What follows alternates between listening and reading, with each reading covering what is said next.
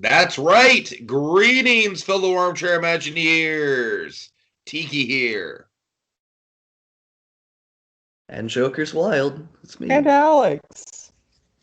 And welcome to more Pooh Talk. Always Yeah. a delight. We did it. Great job. Yeah. Great job, boys. All right, folks. So tonight we are going over the past two HOH projects from the Final 5/Final 4. We're talking about Yun Chen. Am I saying that right at all? Yun Cheng? Did you not even Google how to say it? No, I did not. How do you say it, Alex? Let's do it. Right here. Hang on. Is it Yun Cheng? I believe so. Yun Cheng. It's got the accents. Right. Yun Cheng. I'm gonna agree with that. All right, sorry, we're talking about Yun Cheng, and we're also talking about Zezura, the lost city in the desert. Or that's not the actual the lost city. Too many words. It's a very descriptive lost city Yeah. name. Right. Okay. Oh, what y'all culture doing doesn't tonight? have a lost city? How y'all doing tonight? You know, doing okay. Yeah. Down with the sickness, but we're getting there. Are you No. sick? Yeah, no, I just have like a head cold. Oh, okay. Yeah. No, I've had a terrible fever and a lot of coughing for the past maybe 3-4 days. But I think we're about to round a corner. That's a lie. I don't have that. I've got fuckers. Wow, a cup. Guess what I fuckers. Cups. You're not gonna pull out a third one, are you? No, I'm not. I don't think he has enough hands. We just did this for like 6 minutes. Say, guess what I got, fuckers? You're just taking out more and more cups. All right, so yeah, I've got alcohol. Let's do it. Let's go through it. Guys, what we're going to do a catch-up podcast at some point. I will say this. And that's ketchup like the condiment. Absolutely, we're going to spell it that way, Alex. I guarantee you. The final 3. It's going to be more than a week. We're going to have to. The three of us are going to have to kind of put our heads together and figure out exactly what we want to do with it. But I will say, after this week, it will be more than 1 week before we crown a winner. Like there's still more game to be played. Suffice to say, don't worry. But yeah, we thought that we'd take some time to go over.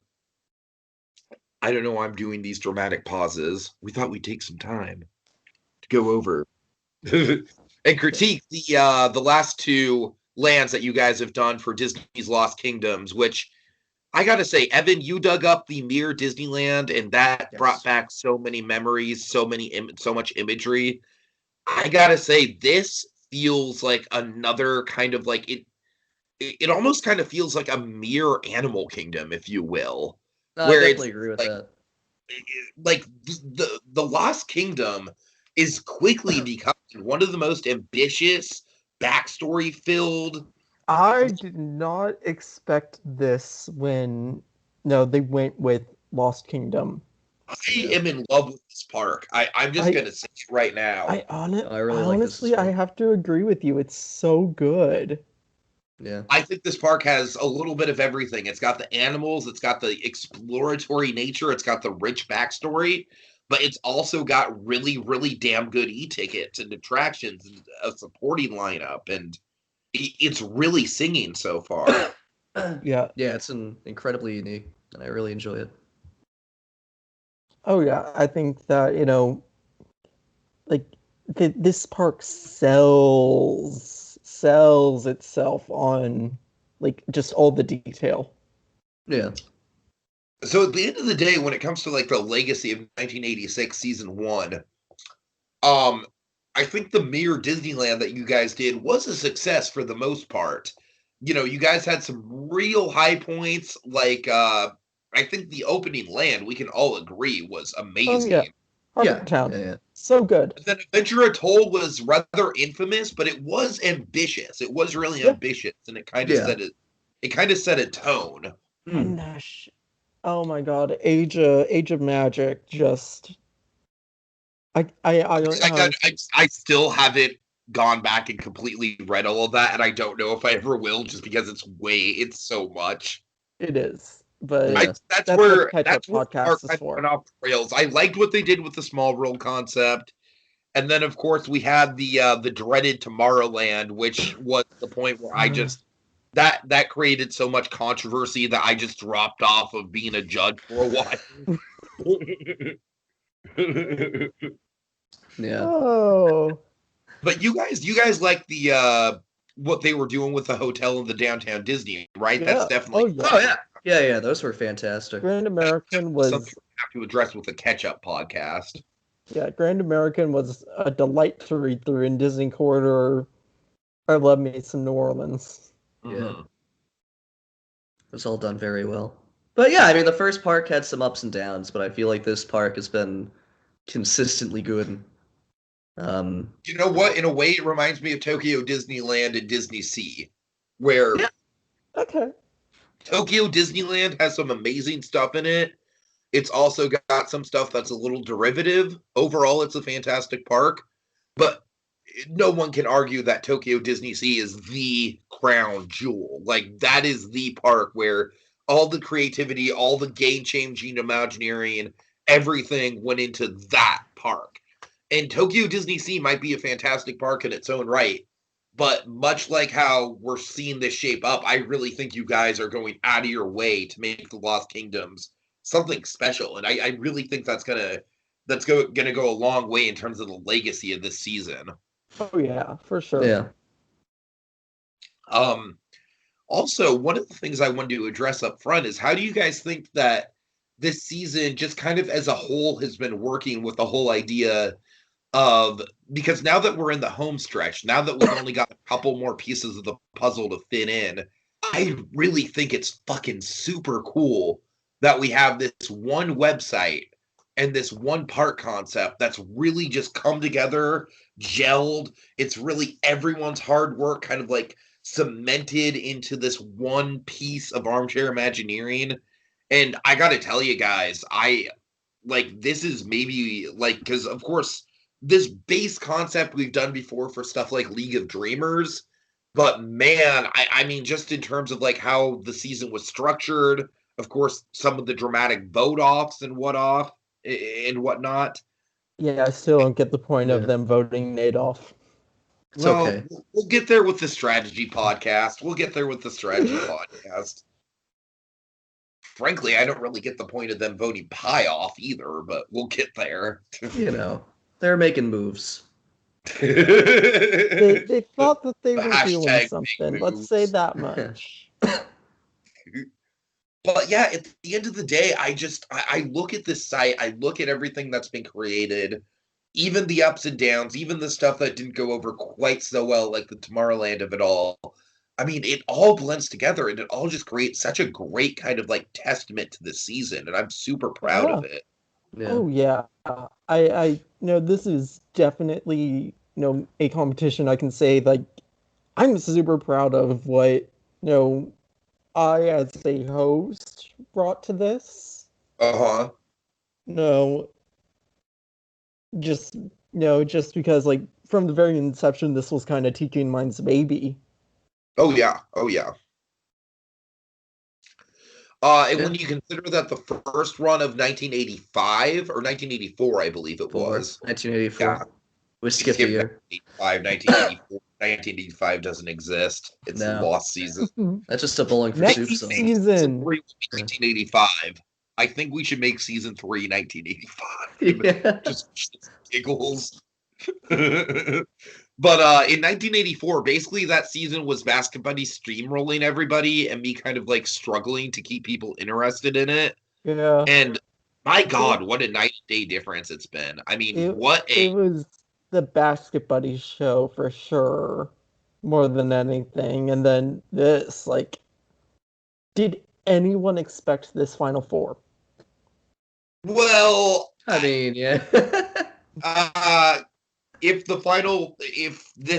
this round goes down the way I'll say that much. Without giving anything away, you know what I'm saying? That's fair. I don't want to give anything away because it's still up in the air. Anything can happen, but yeah, we'll find out. Yeah, definitely. So, guys, let's get to it. So, did anyone look up the correct way to pronounce this land? No, because I don't know what language it was in the first place. Oh dear. Okay, Comment down I'm going below to go with your guess. I'm going to go with Yun Cheng. Yun Cheng. So Yun Cheng, I think, is it's like a game changer. I mean, I love it. I don't even know what to say about it. Like, just aesthetically, all the levels interlaced on each other, like. I love how Joker made like an almost offhand comment, like, "Hey, you guys should have done the thing with where you layered the land." And like basically the team collectively had a hold my beer moment when it came to that. Yeah, they're like, "Oh, they did what layered? We'll give you layered." Yeah, they addressed my concerns rather than bitching about them. By the way, I also looked it up in Google Translate, and according to Google Translate, if this is Chinese, it's pronounced Yin Cheng. Yin Cheng. All right. Yeah. All right. Got it. With a thick Chinese accent. Not a racist one, a respectful one. All right. I love that you had to specify that.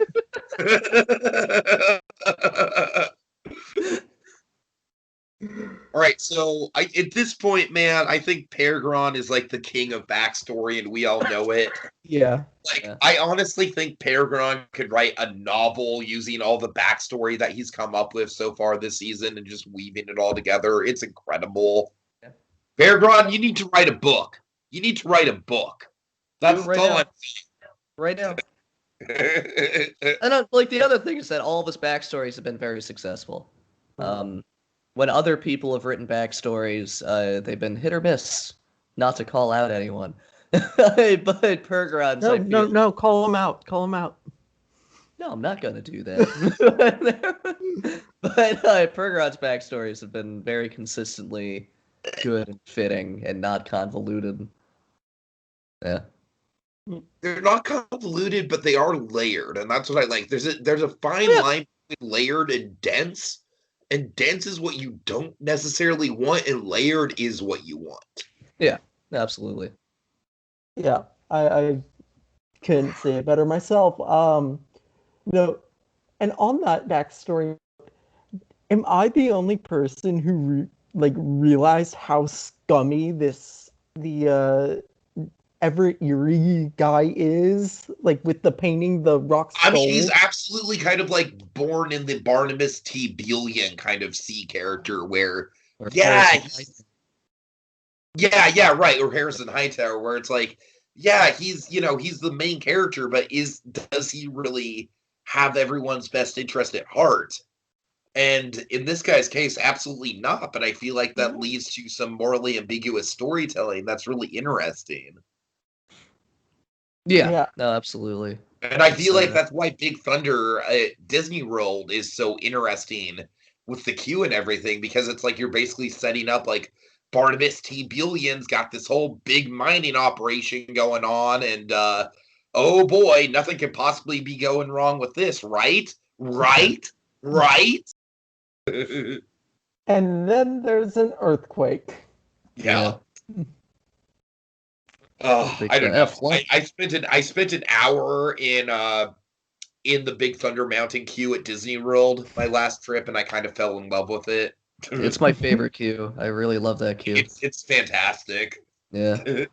All right. Anyways, and of course, I will never forget the novelty of going to Big Thunder Mountain and walking up the mountain. Oh Yeah. yeah, Yeah. that's a really cool touch. after my whole life going to Disneyland and going like in that weird like kind of like quarry ditch area. Yeah. Yeah. I mean, I also like that Disney World's Big Thunder also like actually integrates the town rather than just having Flooded Town cut is out great. buildings. Yeah. Yeah. Right.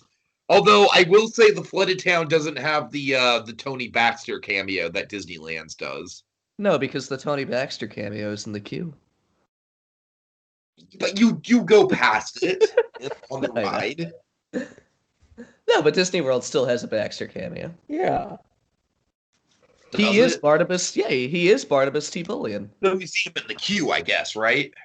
Yeah, there's the painting of him in the queue. He's Right, like way up in the Wait, rafters. I thought that was Joe Rody. No, that's Harrison Hightower's Joe Rody. Oh, Yeah, that's Harrison right. Cody Baxter is definitely Billion. Bullion. Yeah. Yeah. All right. Anyway, so Yun Chang. Thank you for coming to this Sea Talk. More sea talk. So I love Spin-off. the animal trails. The animal trails are just fucking out of this world. Just so much thought was put into them. Oh Yeah. I know. Just per runs like little niche. I love tigers. That was a treat for me to see. Oh, there are tigers in here. Yeah. And there's even more than tigers. There's snow leopards. Yeah. Szechuan takin? I don't know. I love the gradual build of the trails, and I don't know, there's just something so cool about the environment of this land where it's like it almost feels less like a theme park land and more like a natural environment where yes, there are the attractions hidden within the land, yes, and they are very cool standing. We'll get into them. But really, to me, the draw of this land is the botanical gardens and the wildlife. I mean, and not to mention just the architecture and the fact that it's built into the side of the cliff. I mean, it like really, this is just some top level engineering here. Yeah, it definitely seems to follow like the design philosophies of Animal Kingdom, even in like the way the trails are laid out, and it's very successful in that. All right. Yeah, Anything else? Anything else you guys want to get to before we get to the attractions? Yeah, the maps are great. Thank you again. We love a map. Thank you for the credit. Every time. Yes, that too. Every time Yeah. Outbound seems reluctant to do maps, but I appreciate them. So thank you for helping us visualize this. All right, so we already went over the animal trails and the botanical gardens. The botanical gardens are great too. Yeah. So the Summit Spirit Carousel, not much to say about it, but I just think the selection of different, like the half animals, half like kind of spiritual creatures. Yeah. Really excellent choices. Who doesn't want to ride a dragon? Right? Who doesn't want to ride a Yeti, man? Which dragon? Well, actually, Sure, I like you that. can ride me every chance. The whole carousel. Well, actually, Tiki, carousels move counterclockwise and merry-go-rounds move clockwise. Actually, Tiki, you should watch Captain America: The Winter Soldier. So, Oh, God. it's 1994. John Lasseter is the star. Oh, God. No, but in all seriousness, Summit Spirit Carousel, just excellent flat ride. I think it fits the land like a glove. Like just dynamically, it's a very dynamic carousel. It would visually just work in really well. I like pretty much everything about it. Yeah. I agree. It's Right. well The clouds. A drop tower based on meditation, which I have very mixed feelings about. Because it was pretty hardcore Buddhist meditation for a year or two. Like, just in terms of the sheer balls of doing, one of the most inherently thrilling ride systems for a meditation-themed ride, I can't not give them props. Yeah, I mean it's definitely a unique concept. I mean, I think it makes Premise, some rather. sense. It makes some sense. I'm coming at this from someone who studied in a Buddhist meditation center for a while. Yeah. Like, I don't even know if you guys know that about me. Like, I'm not I like did not know this about you. I'm definitely not in that frame of mind now, but I definitely am familiar with, how sacred Buddhist meditation is and Hmm. the ceremonial element of it. And with that in mind, I think a monk just yelling "Drop them" is maybe a little bit out of character. Does that happen? Did I miss that? No, that actually happens, right, Alex? Um, The monk yells Bugs. something like "Let them drop" or something like that. I'm trying to find it. Oh, yeah, no. The Yes, monk asks yes. guests to with that. They shoot The the town. monk points out that meditation can be some work, but it can also be a lot of fun. Drop 'em, he yells, Drop 'em. and suddenly the car goes That's what I'm plummeting saying. back Like down that, the mountain. I feel like that moment is kind of like where my actual Buddhist meditation teachings. It's kind of like, that wouldn't really happen. But Yeah, that's fair. I but think it would have Yeah. been better if there was no dialogue at all. I agree. I agree. You could do that just through sound. Do really, really like the idea that people that really want to hone in on the meditation element of it can get cushioned seats. Something about that just really strikes a chord with me. Yeah. Yeah. Overall, it's a very, very bold idea for an Well, attraction. as someone who has been, no, for lack of a better term, ball crushed by the Tower of Terror, Well, Okay. crushed by padded roller seats fan, would be man. quite You have quite nowhere, you nice. you have nowhere to speak until you've got on a B&M stand-up coaster. Oh, I was not Evan. I was not prepared for that. The last time I went on Riddler's Revenge, I was like 13. No, I was like 18. You're still 13 to this day. I was like 18 last time I went on Riddler's Revenge, but then as a 30-year-old, it's like, oh dear God, my testicles have gotten larger. No, I refuse. I refuse to go on stand-up coasters because of how uncomfortable they are. I just have no interest in riding one. Time I went on Riddler's Revenge, it was one of my favorite rides in the park. And now it's just like after that experience, I was just like, oh God, no, never again. Yeah. I mean, at least they're making most of those sit-downs now. They need to make Riddler's Revenge a B&M floorless. Riddler's Revenge as a B&M floorless would be awesome. It's got an amazing layout, especially for a B&M. It's unique for a B&M. All right, I'm done with my coaster nerding. Moving on! We got the other ride. It's The called ride. Peacemakers of Yin Cheng. This felt very, very Avatar-esque. It Yeah. did. Okay, I'm glad it wasn't just me. No, it was not. This whole land kind of feels Avatar. This whole park kind of feels Avatar-esque. If I'm being honest. Yeah. So Not that is a bad thing. what I'm trying to figure out is what is the ride system here?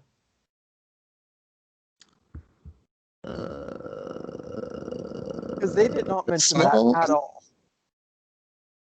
Oh, it looks like the ride system for Flight of Passage. Okay, that's what I was getting, but like, Going strictly off of a smaller straight rises from behind and rests on our lower backs and legs. Plus Yeah. 3D Okay. glasses. yeah, I see that now. Yeah. Plus the show building.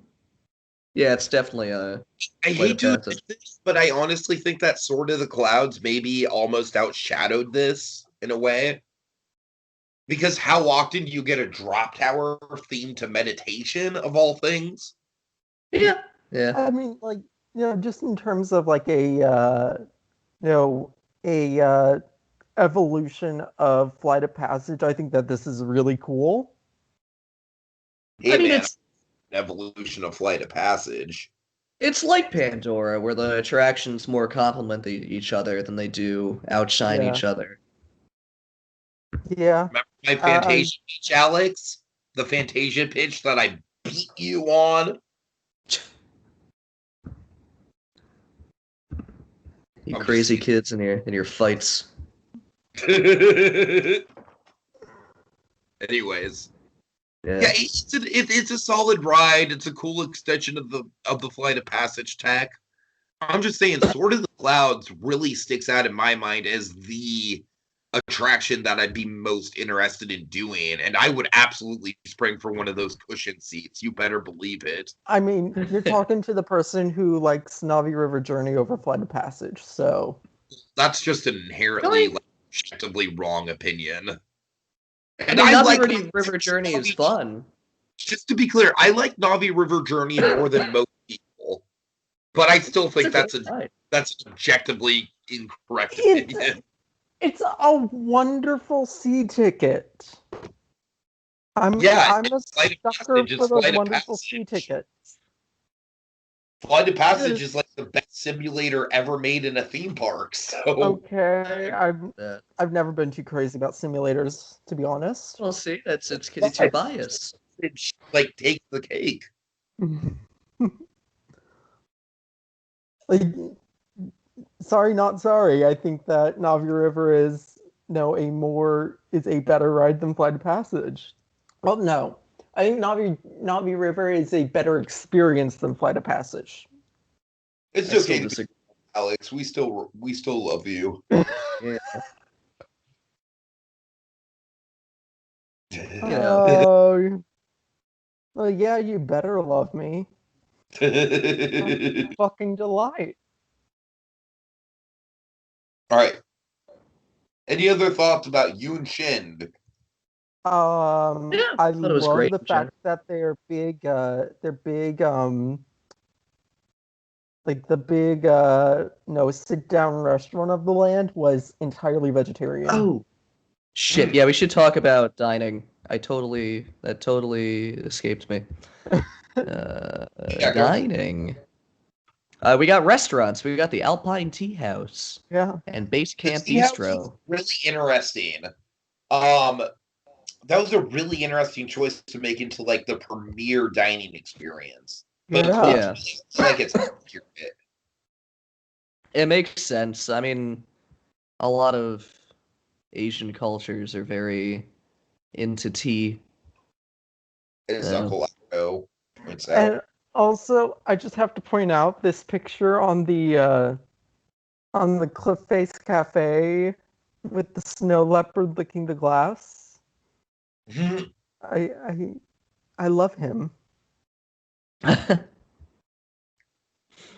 Oh my god. Yeah, I mean, yeah, everything's great. I really like. I agree that I like that the restaurant, the one restaurant is fully vegetarian. Yeah. Um, And like the The- menu looks like really good. yeah, vegetarian food's good if like Yeah. you go to the right restaurant. Oh yeah. And you can do a ton with vegan and vegetarian. I I've will been never to- pass up good tempura veggies. Oh Yeah, hell yeah. yeah. I went to a Never. vegan restaurant in Connecticut that had like vegan gnocchi, and it was amazing. Mm. But you can do like pretty much anything vegan except for Yeah. meat. Meat and dairy. Yeah. But Right. yeah, all this looks good. The Base Camp Bistro looks like a lot of fun too. I like that that's more I think it's more like Nepalese based, is it not? Uh-huh. Yeah. Yeah, I thought Sherpa so. and And Nepalese food Tibetan. is fun. Yeah. Nepalese food is fun. So yeah, the restaurants are great. Great job, boys. Yeah, Right. I liked it. So Zezura. Am I saying Yeah. that right? Zezura? Sure. Okay.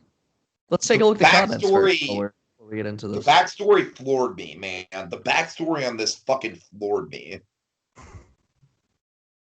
Yeah. Like a lost desert oasis, literally buried into the sands by the gods, and they have to struggle to gain their independence, but they're still buried in the sand in spite of their independence. Oh my god, it's so fucking cool.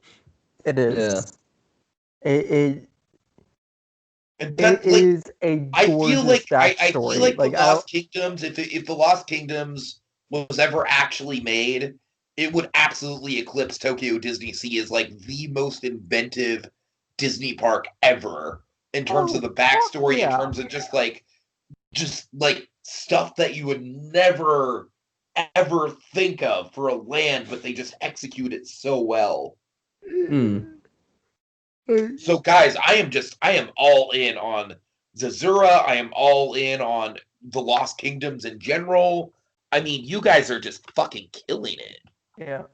Please, I beg of you, do Avalon just because I need the King Arthur ride. I want to see what y'all do with it.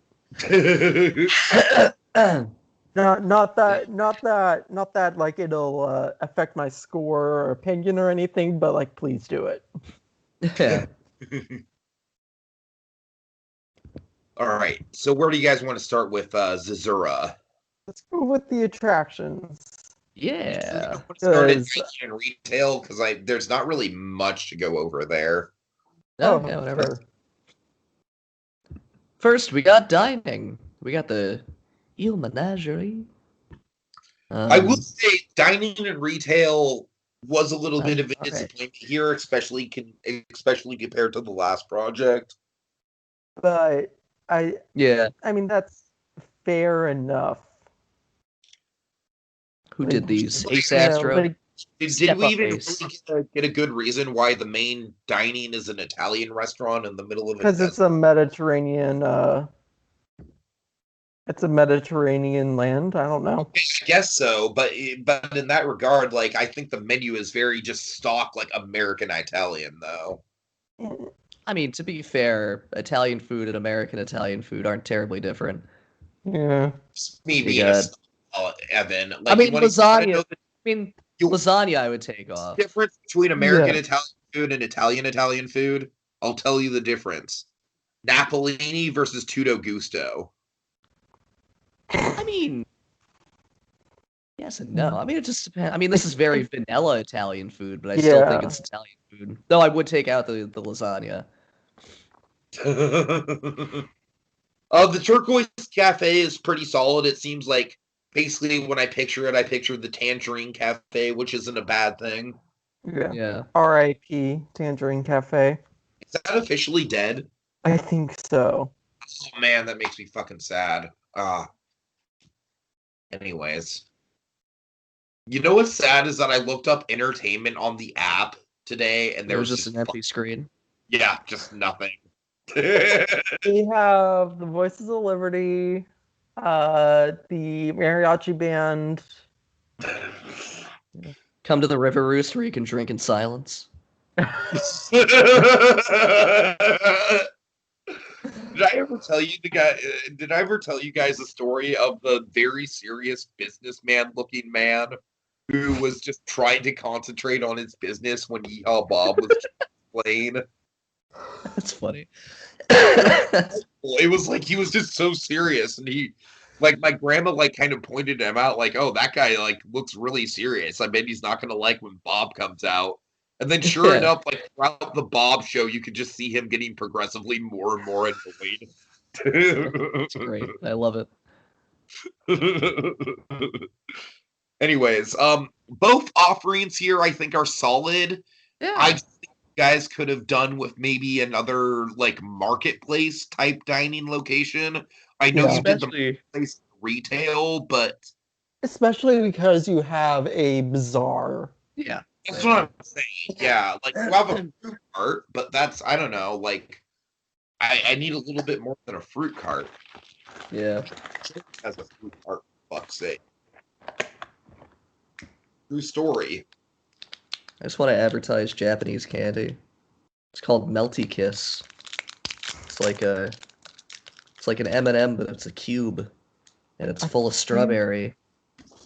So it's like a reverse M&M. No, it's an M&M. It's just a cube. Oh. So it doesn't melt. The outside is a little bit harder, but inside there's like softer chocolate. And this one's strawberry. It was good. Well, I just want to advertise Pearl Vodka, which my local marketplace has on sale for $12, like pretty much any time I've ever checked. I want to advertise this mug that I got that inexplicably has pancake directions. So now I know how to make Seriously, look pancakes. how much alcohol you get for $12. Look at the size. I mean, that's pretty good. I mean, that's what, like a $7.50? That's not awful for $12. Yeah. Yeah. Where's that from? Petaluma Market, baby. No, I mean the actual vodka. Oh, the actual vodka? I don't know. That's okay. It says American made. America! Ooh, Built Ford tough. Moving on. We have retail. What? Retail I liked a little bit more than the dining because I feel like it was a lot more diverse. Yeah. Also, this is a fantastic pun. Arabian Knives. I loved Arabian Knives. I appreciate that. There are 2 Arabian Nights puns in this project.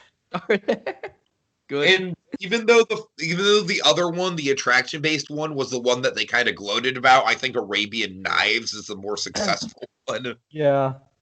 Yeah. So I don't have a ton to say about this, but the retail's great. I mean, it's all That's bizarre. very it's all very fitting. I mean, I'm not Arabian sure. Knives clearly that's clearly the standout, right? We can all agree. Yes. Oh yeah. I'm not sure I would want to buy a carpet. I understand that that's very on brand for where the land is supposed to be located. But other than that, like, yeah, the retail's a lot of fun. It all fits. It's all realistic for the most part. Yeah, you can get little toy camels. You can get plushes of multiple different animals. So you can get toy scimitars at Berber's Toy Shop and fake swords at Arabian Knives. No, aren't they real? Are they? I'm I mean, sure I don't know. Yeah, they're real. Define real. Like, so I can go on like a sword spree. You Where could cut a bitch. Go Like, that's real. It's Yeah. in the middle of Disney's Lost World. Yeah, I know where all the next I mean, we're always talking about making theme parks more immersive, Alex. I Middle see East was a violent problem at the with time. it. Can't wait to see all the We'll nerds be up Naruto that run sword to the point. swords. See All right. what happens. I might have a sword too. This is exactly the issue with gun control. It's just like in 20 years, it's like a prerequisite to go to Disney parks with swords. Yeah, this is just a fable. Like they won't let you in without a sword. Yeah. Oh my god. Yeah, Hey, zombie apocalypse. You never know what's going to happen. Can't ban swords because if they take my swords, the other people will have my swords then. All right. Okay, so animal exhibits. Once again, Pergron kicks ass and delivers just incredibly detailed, realistic. Just I don't even know what to say here. Just Pergron's king of the animal exhibits. Like, just give him all the credit in the world for that. I 100%. So 100%. When they first started with the animal exhibits, I was very on them. And now I'm just like progressively loving them more and more. I'm glad that they're committing to it because I was very worried in the first land when they were just kind of there. But now they're integrating them a lot better. They are. It's working better. Throughout the park in a way that like is integrated than even Animal Kingdom, I think. Yeah, I agree. In Animal Kingdom, they're all very separated. They're just so naturally like it's like every land is the oasis. Yeah. It's just, you don't have to go into an animal trail. It's just there. Yeah, exactly. Yeah. So absolutely fantastic work there. What do you guys think of the camel people movers? I gotta say, people movers in the style of like moving creatures, I'm still skeptical about. I don't even know about the Yoshi people movers. No, I agree. No, I'm not like that's a dark ride, isn't it? No, it's mostly outside. Yeah, it's mostly outside. Yeah, I think it might have like a scene or two. I would say the equivalent would probably be like the High in the Sky Seuss trolley train ride. Probably, yeah, that's what I'm expecting. Fuck, I really want to go. I hate coronavirus. Good, Evan, just fucking do it. I can, but I don't want to get sick. I'm hoping that things are okay by March. Do it! Well, no. Just, No. I'm going to Florida, motherfucker! He's going to the current Maybe. epicenter, as am I. Maybe. We'll play it by ear, goddammit. You are like hours away from the crown jewel of It Disney kills me. It depresses me. Okay. All right. I'm in Japan and I can't see Japan. I can't- Hey, you're Moving about to on. get Sailor Moon the movie. That's a bonus. Which one? So, I don't know, the camel's cool idea. I just feel like it's hard to visualize. Yeah, I mean, we talked about this with the last part. Personally, I don't really like when you're going for. I don't really like fake animals that are supposed to be mechanical on a track. It's why the banthas I don't really think would have worked, honestly. I agree. Yeah, I mean, I feel it's slightly hypocritical to say that after Red Dead, but I think Red Dead we justified it by keeping it not realistic at all. Blue sky. Yeah. Blue sky. That's the entire point of the park. Yeah, but I don't know. I'm kind of iffy about the camels.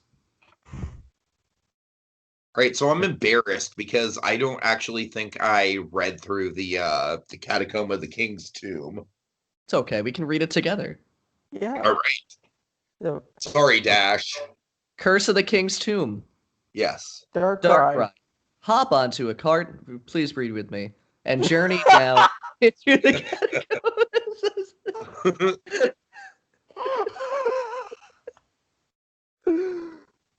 He's going into teacher mode. Stop him. All right, guys, tell me what this is about, because for some reason I skipped over it. So you hop into a cart and journey down the catacombs of Zezura, and there's a legends claim that a great treasure is down there, with the former tyrant king. Instead, guests find a djinn, and that's tasked with keeping the king's tomb a secret, and he's ready to use any trick to scare away intruders. So that's the basic premise. And there's a lovely Jason and the Argonauts reference photo. Ooh. Oh yeah, you're right. Yeah. I like how heavily it ties into the land's backstory. That's cool. Oh, absolutely. Yeah. And that's one thing with the Lost Kingdoms that I really appreciate, is that I feel like even more so than the actual Blue Sky Park, I feel like Lost Kingdoms is just like, it feels like a park that's like one big story. It does. It we talk about Disneyland as a narrative, Disneyland as a movie. This is an actual movie. Sure. Yeah. I mean, like we've said ad nauseum, everything is very well interconnected, and everything fits very realistically, I guess. Yeah. It All right, really let's is. get into Arabian Flights, which I gotta say, I feel a little attacked on Arabian Flights. Why does it specifically say we hate Tiki? No.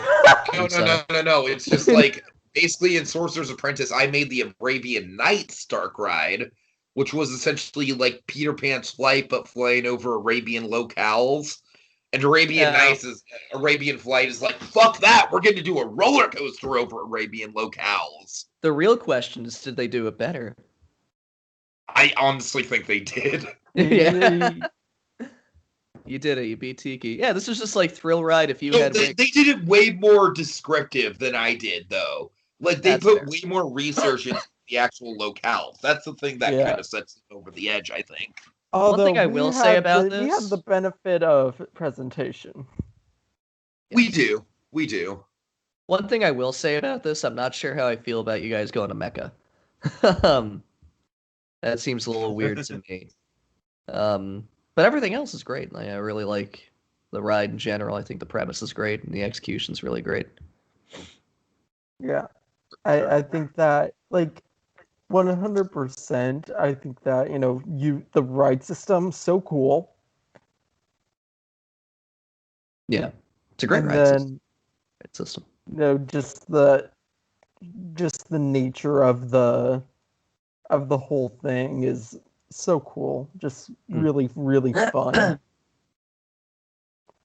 Yeah. It's a better ride system than I came up with because I just did Peter Pan's Flight. I mean, I will say, you mentioned Jerusalem is the most holy city for Jewish, Christian, and Muslim faiths. That is untrue.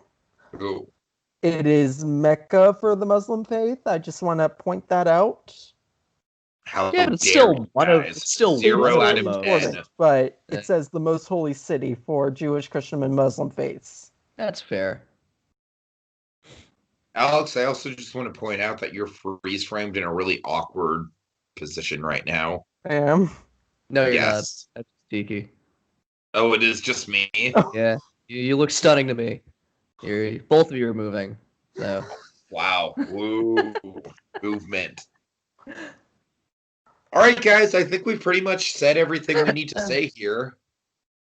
yeah, both Yeah. of these lands were really fantastic. You guys are really stepping up, and I'm very excited to see the rest of this. I'm Yeah, the end game is very, going to be very, fascinating. very excited. Yeah. Avalanche. I'm just, sending that idea out into the ether. Yeah. All right, y'all. Well, stay tuned. We are definitely going to have a live eviction tomorrow. What we need to do is we need to figure out exactly what time we're going to do that shit. Because I want to make sure we do it at a time where all of the final four are together on the board at the same time. So, to make sure that whoever wins the veto can cast the vote. Because you got to admit, you got to remember with the veto, we all know who's going to cast the final vote. So you're going to do it live on air. Like there's no hiding this time. Y'all have to do it in the chat. You don't get to hide behind. You don't get to hide behind a diary room this time. Yeah, so whoever wins the veto, y'all gotta vote someone out in the actual chat this time around. So just keep that in mind. That's gonna be intense. Yeah. But yeah, I'm very much looking forward to it. The three of us are actually gonna plan out how the end game is gonna go with the final three right now. Right now? Right now. Well, I Right now. eliminate On camera? Yeah. No, not on camera. So I think that we should just declare Nate the winner. God. Good night, everybody.